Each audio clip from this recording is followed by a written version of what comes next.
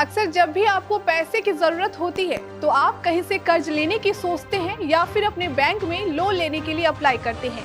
लेकिन आप लोन लेने की टेंशन से अब टेंशन फ्री हो सकते हैं, क्योंकि हम आपको एक ऐसे फैसिलिटी के बारे में बताने जा रहे हैं जहां आपको आसानी से पैसे मिल सकते हैं, वह भी बिना कर्ज लिए हुए। क्यों हैरान हो गए ना आप? यह फैसिलिटी है ओवरड्राफ्ट फैसिलिटी। क्या है ओवरड्राफ्ट फैसिलिटी? कैसे मिलती है ये फैसिलिटी? कितने तरह की होती है ये फैसिलिटी? इस फैसिलिटी से आप कैसे ले सकते हैं पैसे? जानने के लिए हमारी इस खबर के साथ अंत तक जरूर बने रहें। नमस्कार, आप देख रहे हैं केबीसी न्यूज और मैं हूं आपके साथ शिल्पी। अक्सर जब पैसों की जरूरत होती है तो हम सब या तो दोस्तों या रिश्तेदारों से कर्ज लेने की सोचते हैं या फिर बैंक के पास लोन लेने के लिए अप्लाई करते हैं। लेकिन क्या आपने कभी ओवरड्राफ्ट फैसिलिटी के बारे में सुना है?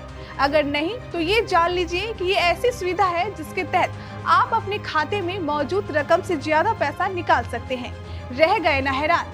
आप सोच रहे होंगे कि ऐसा मुमकिन कैसे हो सकता है, लेकिन यह बिल्कुल संभव है। आपको बस कुछ जरूरी शर्तें फॉलो करनी होंगी। हम आपको बताते हैं कि क्या है ये ओवरड्राफ्ट फैसिलिटी और यह आपको कैसे मिलेगी।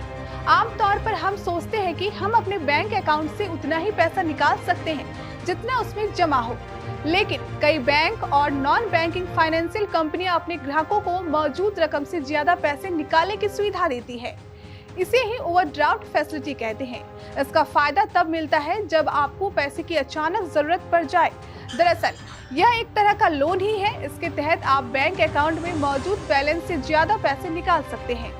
आप जितना अमाउंट निकालते हैं उसे एक निश्चित अवधि के भीतर चुकाना होता है। ऐसा न करने पर ब्याज भी लगता है।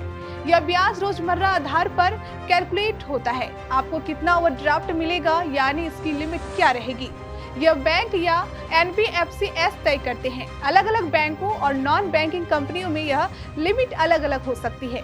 बैंक और नॉन बैंकिंग फाइनेंशियल कंपनियां अपने कुछ कस्टमर्स को यह सुविधा फ्री अप्रूव्ड देते हैं, जबकि कुछ ग्राहकों को इसके लिए अलग से आवेदन करना होता है। आप बैंक की ब्रांच या इंटरनेट बैंकिंग के जरिए भी अप्लाई कर सकते हैं। कुछ बैंक इस सर्विस के लिए फीस भी लेते हैं, इसलिए बेहतर है कि ओवरड्राफ्ट फैसिलिटी के लिए अप्लाई करने से पहले प्रोसेसिंग फीस के बारे में जानकारी प्राप्त कर ले। आमतौर पर बैंक सैलरी अकाउंट के बदले भी ओवरड्राफ्ट देते हैं। आपकी ओवरड्राफ्ट लिमिट सैलरी का 2 या 3 गुना हो सकता है। इस तरह के ओवरड्राफ्ट सुविधा के लिए आपका सैलरी अकाउंट उसी बैंक में होना चाहिए जिससे आप ओवरड्राफ्ट लेना चाहते हैं।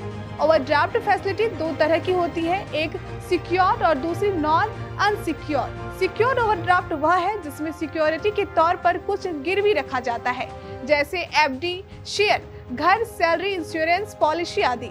अगर आपके पास कुछ भी सिक्योरिटी के तौर पर देने के लिए नहीं है तो भी आप ओवरड्राफ्ट फैसिलिटी ले सकते हैं, लेकिन इसका तरीका अलग है। क्रेडिट कार्ड से पैसा निकालना अनसिक्योर्ड ओवरड्राफ्ट का उदाहरण है। पर्सनल लोन के मुकाबले ओवरड्राफ्ट फैसिलिटी अच्छा विकल्प है। यह अवधि से पहले भी बिना कोई चार्ज दिए आप बैंक को पैसे वापस कर सकते हैं।